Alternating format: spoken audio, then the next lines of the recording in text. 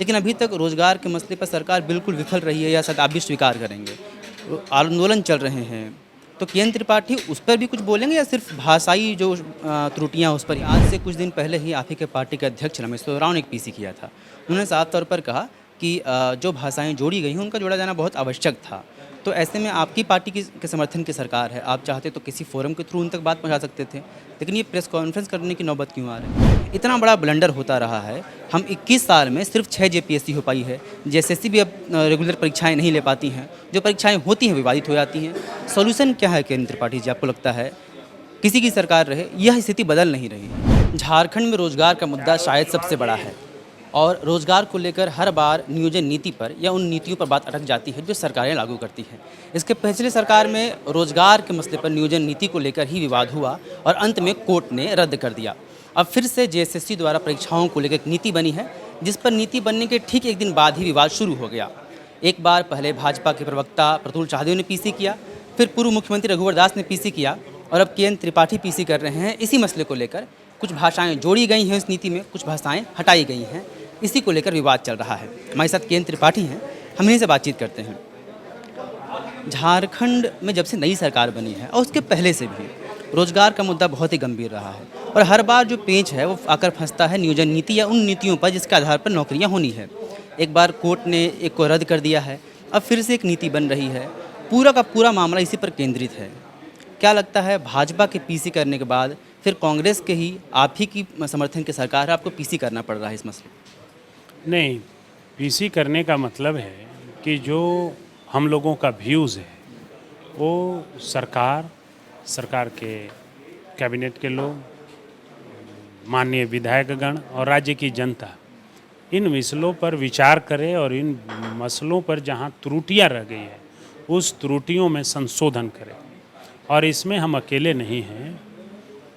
16 जिलों में जो लोग इससे अपने अधिकारों से वंचित हो रहे हैं वो सारे लोग इसको भारी तरीके से समर्थन कर रहे हैं। सब लोगों के कहने पर ही हम इस बात को माननीय मुख्यमंत्री जी को लिखे थे, और माननीय मुख्यमंत्री जी को लेकर के जा रहे हैं कि इसमें अमेंडमेंट किया। मेरा पूछने का संदर्भ इसलिए था सर, क्योंकि आज से कुछ दिन पहले ही आप ही के पार्टी के अध्यक्ष रमेश उरांव ने एक पीसी किया था। उन्होंने साफ तौर पर कहा कि जो भाषाएं जोड़ी गई हैं उनका जोड़ा जाना बहुत आवश्यक था। तो ऐसे में आपकी पार्टी के समर्थन की सरकार है, आप चाहते तो किसी फोरम के थ्रू उन तक बात पहुंचा सकते थे, लेकिन ये प्रेस कॉन्फ्रेंस करने की नौबत क्यों आ रही है? नहीं, उन्होंने जो बात कहा वो एकदम अक्षरशः सही कहा कि जो भाषाएं जोड़ी जानी थी उन भाषाओं को जोड़ना नितांत आवश्यक था, और वो एकदम अच्छा कार्य हुआ है। लेकिन उसमें त्रुटि रह गई है। हमें लगता है कि कैबिनेट के सदस्यों और माननीय मुख्यमंत्री जो उस कैबिनेट का नेतृत्व करते हैं उनके सामने अधिकारियों ने प्रस्ताव नहीं लाया होगा। हमारी बात माननीय मुख्यमंत्री जी से इन विषयों पर होगी। हमने कल मांगा है, तो मुख्यमंत्री से मुलाकात अब करने जा रहे हैं? नहीं, कल हमने शाम को खबर किया है कि हम रांची में हैं और माननीय मुख्यमंत्री जी से मिलेंगे। आज फ्री होंगे तो आज मिलेंगे, नहीं तो असेंबली चलेगा तब उस समय आके मिल लेंगे।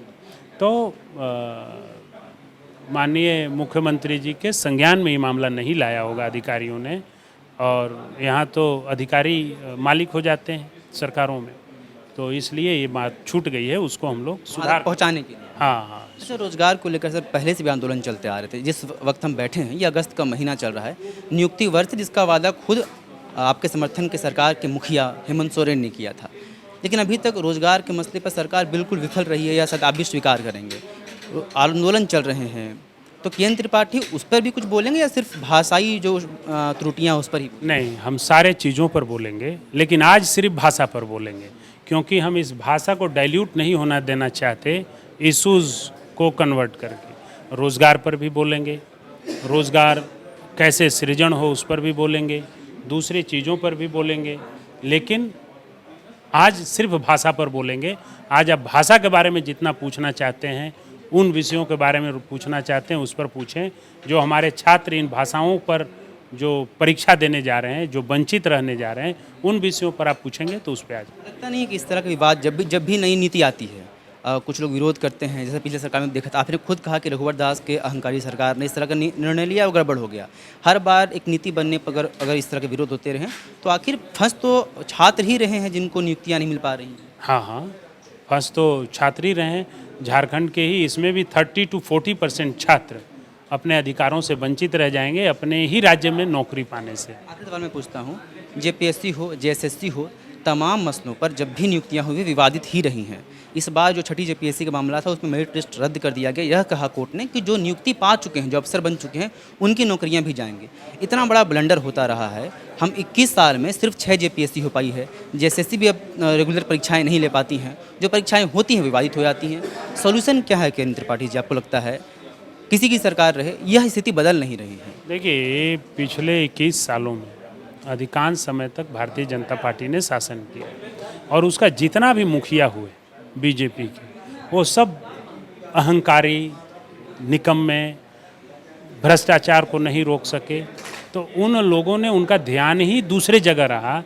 इन चीज़ों पर, छात्रों पर और शिक्षा पर, उनके रोजगार पर ध्यान ही नहीं रहा और यही कारण रहा कि 21 साल में 6 जेपीएससी हुआ है। मुझे लगता है कि ये सरकार ने नियमों को बदला है और जेपीएससी को भेजा है और जेपीएससी अब त्वरित गति से आगे बढ़ेगा।